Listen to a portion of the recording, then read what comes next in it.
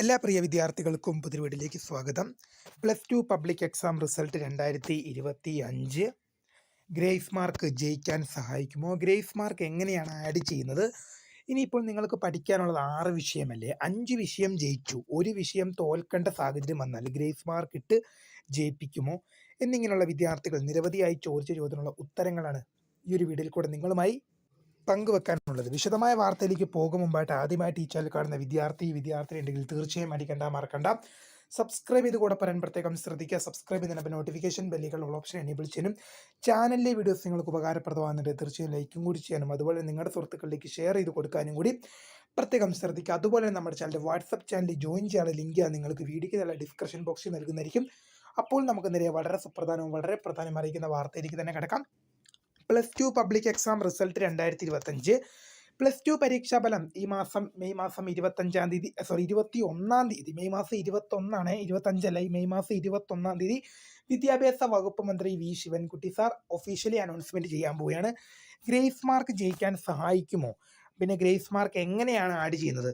ഇനിയിപ്പോൾ grace mark എല്ലാ വിഷയത്തിനും തുല്യമായിട്ടല്ലേ ആഡ് ചെയ്യുന്നത്. അപ്പം 5 വിഷയം ജയിച്ച് ഒരു വിഷയം തോക്കേണ്ട സാഹചര്യം ഉണ്ടായിക്കഴിഞ്ഞാൽ അങ്ങനെ ഒരു 5 വിഷയം ജയിക്കാനുള്ള മാർക്ക് കിട്ടി, ഒരു വിഷയം ജയിക്കാനുള്ള മാർക്ക് കിട്ടിയില്ല, അങ്ങനെ വരുമ്പോൾ ഗ്രേസ് മാർക്ക് നൽകി ജയിപ്പിക്കുമോ എന്നുള്ളത് പല വിദ്യാർത്ഥികളും ചോദിച്ച ഒരു സംശയം തന്നെയാണ്. നമുക്ക് ഡീറ്റെയിൽഡ് ആയിട്ട് തന്നെ പരിശോധിക്കാം. ഗ്രേസ് മാർക്ക് ജയിക്കാൻ സഹായിക്കുമോ എന്നുള്ള ചോദ്യത്തിന് ഗ്രേസ് മാർക്ക് ജയിക്കാൻ സഹായിക്കുമെന്ന് പറയാം. നിങ്ങളിപ്പം NSS നാഷണൽ സർവീസ് സ്കീം പോലെയുള്ള പ്രവർത്തനങ്ങളിൽ നിങ്ങളുടെ ഓരോ വർക്കുകളും ഇപ്പം നിങ്ങൾക്ക് ഓരോ വർക്കുകളും കാര്യങ്ങളൊക്കെ കാണും. ക്ലീനിങ് പോലുള്ള വർക്കുകളും കാര്യങ്ങളൊക്കെ കാണും, സ്കൂൾ ക്ലീനിങ്ങും ഒക്കെ ഉണ്ടാവും. അപ്പം അങ്ങനെ നിങ്ങൾ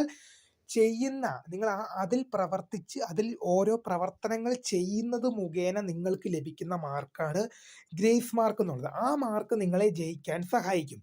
ഗ്രേസ് മാർക്ക് എങ്ങനെയാണ് വിദ്യാർത്ഥികളെ ആഡ് ചെയ്യുന്നതെന്ന് പല വിദ്യാർത്ഥികളും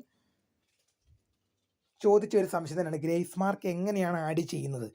അത് നിങ്ങൾക്ക് ഇപ്പോൾ ഉദാഹരണം പറയുകയാണെങ്കിൽ ഗ്രേസ് മാർക്ക് ഇപ്പോൾ ഒരു 30 മാർക്കാണ് നിങ്ങൾക്ക് NSS പോലുള്ള പ്രവർത്തനങ്ങൾക്ക് ഗ്രേസ് മാർക്ക് ഉള്ളതെന്ന് വിചാരിച്ചോ. അപ്പം നിങ്ങൾക്ക് എന്ത് ചെയ്യും, 6 വിഷയത്തിനും തുല്യമായിട്ടാണ് എന്ത് ചെയ്യുന്നത് ഗ്രേസ് മാർക്ക് ഡിവൈഡ് ചെയ്യുന്നത്. ആ 30നെ എന്ത് ചെയ്യും, 6 ആക്കിയിട്ട് എന്ത് ചെയ്യും, തുല്യമായിട്ടാണ് എന്ത് ചെയ്യുന്നത് ഗ്രേസ് മാർക്കിനെ ഡിവൈഡ് ചെയ്യുന്നത്. ഇപ്പോൾ 25 ആണെങ്കിൽ എന്ത് ചെയ്യും, 6 വിഷയത്തിന് എന്ത് ചെയ്യും, 25 മാർക്കിനെ 6 വിഷയത്തിലേക്കായിട്ട് ഡിവൈഡ് ചെയ്ത് കൊടുക്കും. അങ്ങനെയാണ് ഗ്രേസ് മാർക്ക് ആഡ് ചെയ്യുന്നത് എല്ലാ വിഷയത്തിനും തുല്യമായിട്ട്. ഒരുപാട് വിദ്യാർത്ഥികൾ നമ്മളോട് കമൻറ്റ് അയച്ചു അല്ലാതെയൊക്കെ ചോദിക്കുന്ന സംശയം, 5 വിഷയം ജയിക്കാനുള്ള മാർക്കുണ്ട്, ഒരു വിഷയം ജയിക്കാനുള്ള മാർക്ക് കിട്ടിയില്ല, അങ്ങനെ വരുമ്പോൾ ഗ്രേസ് മാർക്ക് നൽകി എന്ത് ചെയ്യുമോ, ജയിപ്പിക്കുമോ എന്നുള്ളത്.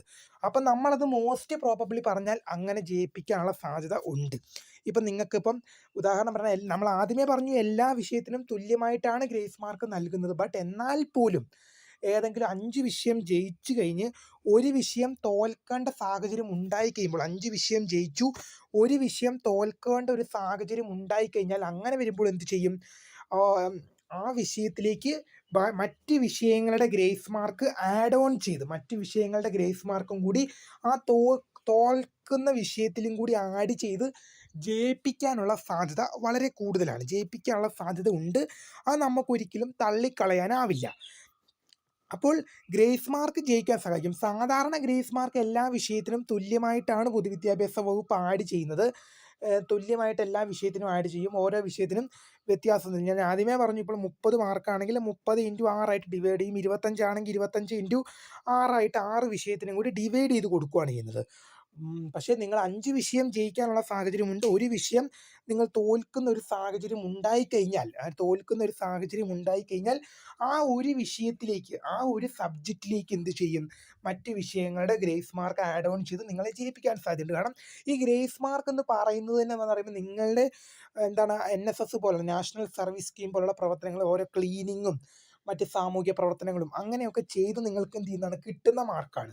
നിങ്ങൾ ചെയ്യുന്ന പ്രവർത്തിക്ക് നിങ്ങൾക്ക് എന്ത് ചെയ്യുന്നതാണ്, കിട്ടുന്ന ഒരു മാർക്കാണ് ഗ്രേസ് മാർക്ക്. അത് നിങ്ങളെ സാധാരണ എന്ത് ചെയ്യാൻ കൊടുക്കുന്നത്, കുട്ടികൾക്ക് ഇപ്പം ജയിക്കാനൊക്കെ NSS സഹായിക്കും. NSS പോലുള്ള NSSൻ്റെ ഒക്കെ മാർക്ക് എടുത്ത് വിദ്യാർത്ഥികൾക്ക് ജയിക്കാനും മറ്റു കാര്യങ്ങൾക്കെല്ലാം NSSൻ്റെ മാർക്ക് നിങ്ങളെ ഹെൽപ്പ് ചെയ്യും.